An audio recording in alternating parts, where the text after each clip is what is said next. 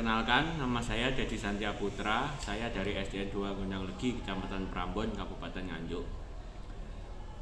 Saya membuat video ini bertujuan untuk mengikuti atau menyelesaikan diklat Semangat Guru 2. Ada 3 pertanyaan yang mungkin akan saya jawab di dalam video ini, yaitu yang pertama, apa hal baru yang saya pelajari tentang motivasi dan merdeka belajar? Hal baru yang saya pelajari adalah motivasi itu memiliki peranan yang sangat besar dalam melakukan kegiatan untuk mencapai tujuan. Seringkali memang dalam beraktivitas atau bekerja, saya tidak menyertakan atau mungkin kurang membangkitkan motivasi saya dalam melakukan pekerjaan, sehingga pekerjaan yang saya lakukan itu terasa lebih cepat melelahkan atau bahkan membosankan. Saya sendiri kadang memiliki motivasi yang naik turun, tapi terkadang saya sendiri mulai merenung tentang apa sih tujuan saya sebenarnya dalam bekerja saat ini. Terus mengapa saya harus melakukan pekerjaan ini dan apa yang bisa saya peroleh. Nah, ketika saya sudah mulai mengingat lagi jawaban semuanya, disitulah saya mulai termotivasi kembali.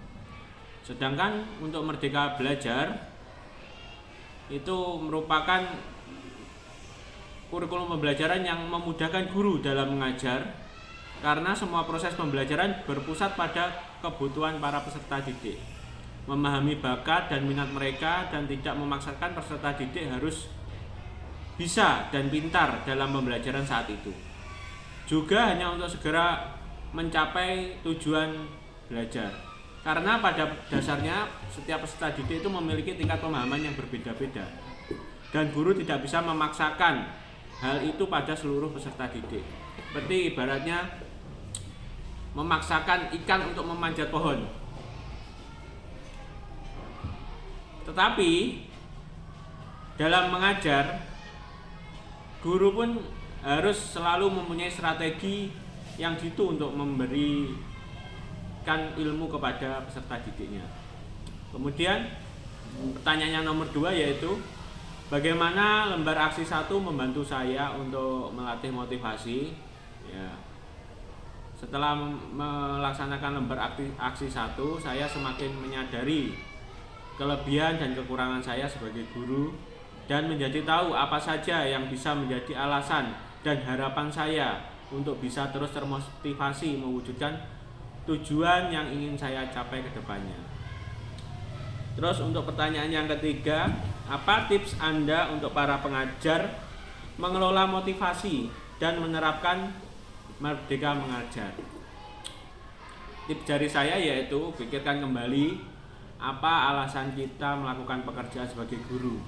Apakah hanya sekedar untuk memiliki kesibukan agar tidak disebut menganggur, atau sekedar mencari pengalaman, mengejar gaji bulanan, atau mungkin suatu tuntutan dari keluarga dan sebagainya.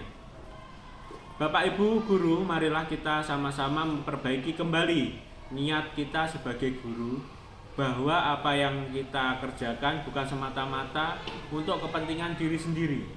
Mari sama-sama saling mendukung dan support, karena kita juga manusia biasa yang tidak bisa berdiri sendiri, dan harus saling mengingatkan bahwa pekerjaan kita sangat mulia.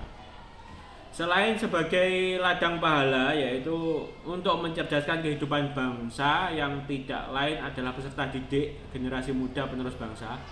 Marilah kita mengajar, membagi ilmu pengetahuan, memberi kebahagiaan dan keselamatan bagi para peserta didik di sekolah.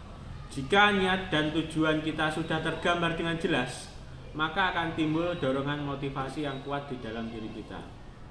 Konsisten dalam mencapai tujuan. Ingat-ingat kembali alasan kita setiap kali merasa lelah dan capek dengan keadaan. Istirahatlah dan jangan lupa untuk bangkit kembali. SDN 2 Gondang Legi, fight, fight, fight.